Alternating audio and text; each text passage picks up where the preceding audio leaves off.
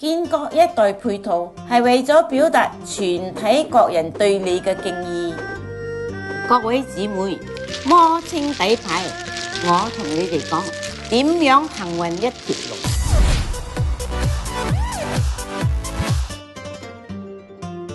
PG 係邊個？PG 係今年滿65歲或以上嘅人，同埋1987年之前成為新加坡公民。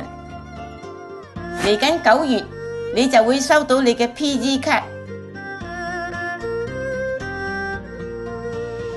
佢就好似係你嘅清心丸。你去polyclinic或者政府專科睇醫生，原來有嘅津貼還加多58%，而私人診所只要有貼 CHAS 嘅標籤都有津貼。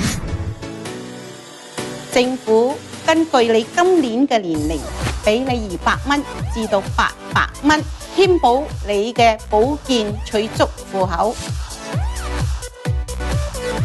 你可以用呢啲錢睇醫生，俾醫院費或者俾保險費。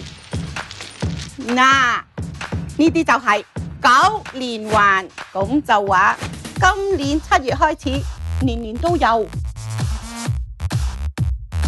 PG 將會攞到 Medishield Life 保費特別津貼嘅，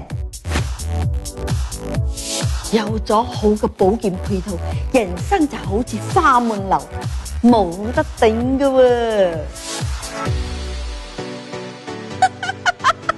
就似13要，唔理你係邊個，只要你係符合資格嘅 PG， 就會自動得到好處，唔需要申請。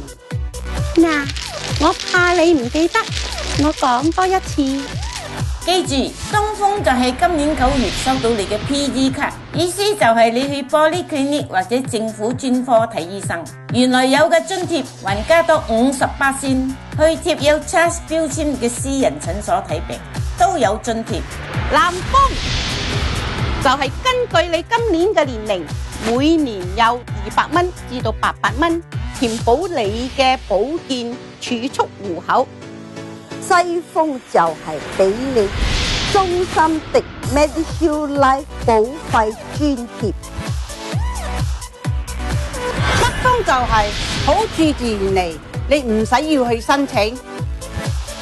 我哋就有4次嘅喜事，加埋兩擺發財，四方八面，福臨新加坡嘅建國一代。祝我哋嘅建國一代身體健康，富貴快樂。